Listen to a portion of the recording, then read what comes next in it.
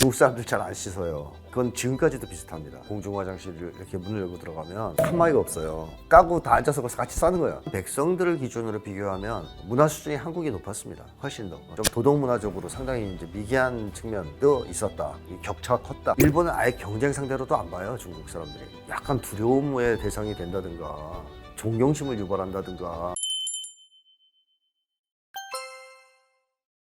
저는 중국인들이 일본인보다는 낫지만 그래도 열등감이 꽤 있다고 생각합니다. 중국인들의 민족적인 열등감. 그 이유가 저는 첫 번째로 정복을 많이 당해서 그런 것 같고요. 그러니까 힘이라는 기준으로 보더라도 중국은 말빨이 좀 안 서는, 이민족의 지배를 좀 너무 많이 받은, 이민족한테 너무 많이 시달리고 그런 역사를 가지고 있고, 그래서 중국의 뭐 드라마 영화 보면 그 당시에 그 어떤 비참한 상황들, 이민족의 지배를 받은 거, 그와 관련돼서 뭐 조금 싸우고 이런 거 다룬 드라마나 영화 참 많거든요. 그렇고 이제 문화적으로는 사실 아시아에서 제일 앞선 나라가 맞죠. 한국도 중국 문화를 많이 수입했으니까 영향을 많이 받았습니다. 상당 정도는 세계 최고 수준에 도달했었고요, 중국이. 근데 일반적으로 중국의 그런 어떤 핵심 엘리트층이나 지배층의 문화 수준은 상당히 높았지만 도덕 수준까지 높았던 거라고 볼 수는 없고, 그 다음에 일반 백성들을 기준으로 비교하면 문화 수준이 한국이 높았습니다. 훨씬 더. 대표적인 거 하나만 꼽으라면 목욕을 한국인들이 훨씬 더 많이 했어요. 물론 이제 물이 더 깨끗해서 그랬을 수는 있지만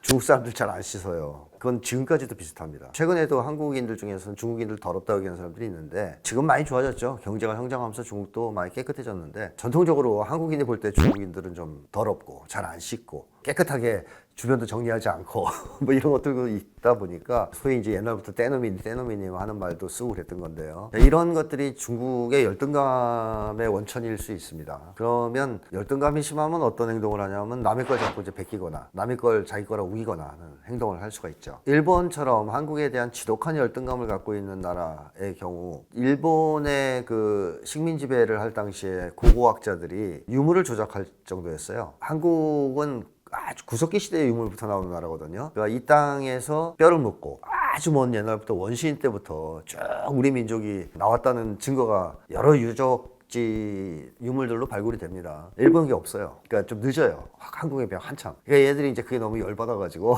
조작을 하다 걸린 사건이 있습니다. 그래서 학계가 좀 떠들썩했었죠. 그러니까 일본 고고학계가 왜 그런 짓까지 했겠느냐? 그 열등감의 소산 아니겠어요? 우리가 한국에게 너무 뒤진다. 민족 발생 시기부터 너무 뒤떨어진다. 열받다. 이거 좀 뒤집자. 근데 한국인들은 그런 생각 잘 안 하죠. 예를 들면 뭐 중국이 우리보다 유적이 좀 오래된 게 나왔다 쳐도 그럼 이거 조작해서라도 더 일찍 좀 만들고 싶은 열망, 욕망 이런 거 안 느끼죠. 왜냐하면 열등감이 거의 없기 때문에 그렇습니다. 그래서 중국인들이 일단 한국에 대해서 그런 태도를 보였던 것은 열등감의 발로라고 생각을 하고요. 그다음에 이제 동북공정 같은 경우에는 그 당시에 한반도 정세가 불안정해지고 특히 북한 붕괴설이 자꾸 유도되고 북한과 중국과의 관계도 굉장히 악화되면서 중국은 그런 우려를 했던 것 같습니다. 한반도가 통일될 것에 대한 두려움이 있었던 것 같아요. 한반도가 통일됐을 때 간도, 만주 지방은 어떻게 될까? 이쪽을 혹시 저쪽에서 침탈하거나 하진 않을까? 그게 이제 동북공정을 추진한 측면이 있어요. 지금은 이제 그런 우려가 줄면서 중국도 동북공정을 거의 안 하죠. 북한도 상당한 반발을 그때 보였고, 그래서 어쨌든 그거는 그 당시 한반도 정세와 관련돼서 벌어진 사건으로 보는 게 좋지만 역사적으로 꾸준히 있었던 한국 문화에 대한 모방이라든가 지금도 발생하는 그런 거는 열등감과 관련이 있을 것이다, 이렇게 이제 봐야 되겠죠. 우리도 한때 일본이나 미국한테 열등감을 느꼈던 시절, 가난했던 시절, 일본 거 미국 거 많이 베꼈지 않습니까? 그리고 우리 거라고 우긴 적도 있고, 그게 이제 열등감의 소산이라는 것이 또 그런 걸 통해서 확인할 수 있죠. 중국인들이 모두 그런 건 아니고 상당 정도 이제 그런 사람들이 있는 것 사실인데요. 중국인들이 가지고 있는 역사적인 열등감도 있지만 한국이 눈부신 경제 성장을 할 때 중국은 상당히 낙후된 상태에서 어렵게 살았잖아요. 그러다가 최근에 와서 갑자기 경제 성장을 80년대 이후에 급격하게 합니다, 중국이. 이러다 보면 이제 약간 졸부근성 같은 게 나올 수 있거든요. 우리 옛날에 한국만 봐도 그냥 부러워서 침 질질 흘렸는데 이제는 우리도 잘 사는데 저것들 좀 갈구고 싶어 뭐 이런 보상심리랄까요? 그래서 보통 졸부라 그래가지고 가난했던 사람이 벼락부자가 되면 더 부를 과시하고 주변 사람들을 막 깔보고 이런 행태를 보이지 않습니까? 그랑 이제 좀 유사한 측면이 있다라는 생각이 들고요. 중국이 한국을 깔보는 것보다 일본을 경계하는 게 덜하다는 이유는 일본은 아예 경쟁 상대로도 안 봐요. 중국 사람들이. 역사적으로 그래요. 일본은 그냥 외적이고 외구들이지 한국처럼 약간 두려움의 대상이 된다든가 존경심을 유발한다든가 만만치 않게 볼 수 없는 대국이라고 항상 자처하면서도 중화를 내세우면서도 그런 나라가 아니에요. 일본은 중국 입장에서는 2차 세계대전 들어와서 한번 전통 당한 거지 역사적으로 일본에 대해서 그런 걸 느낀 적은 한 번도 없어요. 그렇기 때문에 중국은 일본은 여전히 지금도 경제가 아무리 성장하고 잘 살아도 관심 밖의 나라라고 한다면 한국은 그렇지 않죠. 굉장히 관심이 많은 나라입니다. 중국 입장에선 국경을 맞대고 있기도 하고요. 그러다 보니까 한국인들이 일본보다는 오히려 한국에 대해서 더 많은 이제 열등감 또는 경쟁심 이런 것들을 느끼면서 찝적대는 그런 현상이 좀 있다? 이렇게 얘기할 수 있겠죠. 그런 것도 한동안 지속될 수는 있겠죠. 일단 중국이 경제에 있어서는 거의 한국을 추월하고 있어요. 지금 현재 상황은 옛날같이 뭐 남의 거 베껴서 만드는 나라 수준을 넘어서고 있습니다. 중국이. 그쪽엔 자신감이 대단한데 문화에 있어서는 여전히 중국이 옛날에도 우리가 좀 문화에서는 소위 이제 지배층의 그 호화찬란한 문화로 따지면 지들이 좀 내세울 게 있었지만 일반 그 백성들의 수준을 놓고 봤을 때는 문화 수준이 제가 계속 얘기했지만 한국보다 못했단 말이죠. 근데 K컬처니 이런 게 나왔을 때 보면 그 수준이 높다는 거예요. 외국인들의 평가도 높고 부럽겠죠. 좀 약도 오르고 우리가 이렇게 잘 사는데 문화는 왜 못 따라가지? 이런 것도 있을 수 있기 때문에 그런 거에 대한 어떤 질투나 따라하기에는 한동안 지속될 수 있다고 봅니다.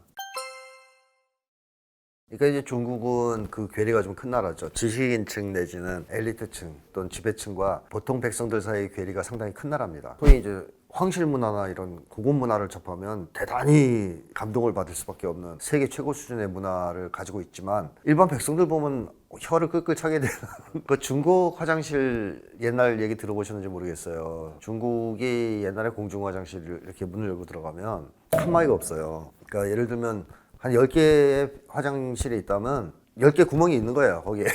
까고 다 앉아서 거기서 같이 싸는 거예요. 그런 식의 문화가 있었어요. 화장실 문화. 그래서 중국인들은 길 가다가 응가하는 경우도 많았어요, 옛날에는. 지금 이제 많이 없어졌죠. 많이 없었는데 옛날에는 길 가다가 응가면 이러면 바로 이제 까고 그리고 한국에 관광 온 중국인 엄마가 애가 응가마이럽더라니까 그 길가에 있는 화단 보도블록 화단에다가 싸라고 해서 거기서 싸다가 사진 찍혀서 무죄된 적이 있는데 그러니까 일반 중국인들 수준은 그런 게 있었기 때문에 우리 한국인들처럼 화장실 얼마나 깨끗하게 쓰는 민족입니까? 지금도 화장실 세계 최고 수준으로 깨끗하거든요. 외국인들이 보면 놀라죠. 어떻게 저렇게 화장실 관리를 열심히 하는지. 우리는 원래 그랬다는 거예요. 옛날부터 화장실을. 그리고 아무 데서나 응가 싸고 그러지 않았어요. 불가피할 땐 그랬겠지만. 그런 점에서 보면 이제 문화 격차가 있잖아요. 이제 중국 같은 경우에는 그렇게 대중적 수준에서는 좀 도덕 문화적으로 상당히 이제 미개한 측면도 있었다. 이 격차가 컸다. 소위 문화를 향유했던 집단과 그렇지 않은 다수 대중 간의 격차가 컸다. 본다면 한국은 오히려 그 격차 좀 적어요. 지배층과 백성 간의 격차가 크지 않아요. 그래서 한국에는 그런 거대한 왕릉 같은 것도 없는 겁니다. 거대한 시설물도 없잖아요. 그런 거 하면 백성들이 가만히 있거든요. 그래서 그런 거 못 지어요.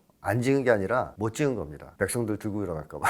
그래서 적당한 선에서의 간격만 벌린 거지 중국처럼 뭐 이쪽 집단과 이쪽 집단이 완전히 별세계에서 사는 식으로 살아오진 않았거든요. 이런 이제 문화가 있었다는 거고. 그래서 이제 중국인들의 일반인들이 이제 그렇게 문화 수준도 낮은 데다가 이기주의적인 성향도 강한데요. 중국인들 하면 이기주의라고 얘기하는 사람도 있고 돈 밝힌다고 얘기하는 사람들도 많고요. 계산적이라고 표현하는 사람들 중에 이제 일맥상통하는 얘기입니다. 중국인들이 왜 이렇게 돈을 중시하느냐. 그거는 전쟁이 많아서 그랬습니다. 역사상 2년에 한 번꼴로 전쟁이 벌어진 나라가 중국이거든요. 크고 작은 전쟁. 내전이 엄청 많은 나라죠. 근데 그때마다 중국인들은 돈이 있으면 살아남을 수 있었다고 해요. 그러니까 예를 들어서 오늘은 이쪽 군대가 왔는데 내일은 황건적이 왔어.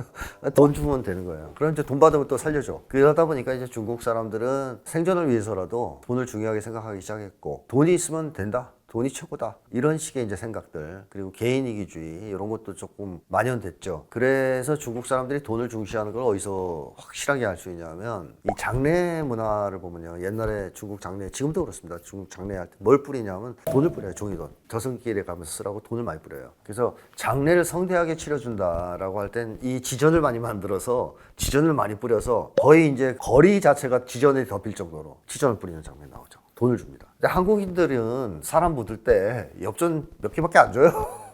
그러니까 죽은 다음에 돈이 이렇게 중요할 거라고 생각 안 하거든요. 근데 이 내세관도 결국 현세관의 영향을 받는 건데 중국 사람들은 저승에 가서도 돈이 중요하다고 생각하는 사람들이에요. 그러면 얼마나 돈을 중요하게 생각한다는 거겠습니까? 이제 그런 것들이 이제 중국 사람들의 특징이 된 측면이 있고 거기에 비하면 한국인들은 굉장히 정말 공동체적이고 우리주의적이고 이기주의하고는 거리가 좀 먼 그런 측면을 가지고 있죠. 이런 점에서 중국인들은 아시아권에서 거의 이제 선두권에 있다 이렇게 이제 봐야 되겠고 그게 이제 화교들이 장사 많이 하고 축제하고 그다음에 또 그러면서도 인심을 좀 잃는 그런 이제 경향이 있는 거고요. 그다음에 전 세계적인 중국 혐오는 사실상 전 세계적인 현상이라고는 볼 수 없고요. 미국을 중심으로 한 서구권에서 특징적으로 나타나는 거고 중국과 협력 관계에 있는 나라들에서는 중국 혐오가 별로 없습니다. 오히려 우호가 많죠. 우호적 감정이. 특히 이제 최근에 아프리카 이런 나라들은 중국을 굉장히 좋게 보는데 왜냐하면 중국이 투자를 많이 하고 지원도 많이 하고 그래요. 중국이 이제 세계의 인류 국가로 등장하기 위해서 남의 나라 이렇게 계속 괴롭히고 그러면 안 되지 않습니까? 그래서 글로벌 사우스 진영 하고는 협력을 많이 하기 때문에 그쪽에서는 중국의 이미지가 대단히 좋습니다. 근데 미국처럼 중국을 최대의 적국이자 경쟁국으로 여기는 이제 서구 진영에서는 중국에 대한 반감이 크기 때문에 대중들도 그 영향을 받아서 반중, 혐중이 좀 세죠.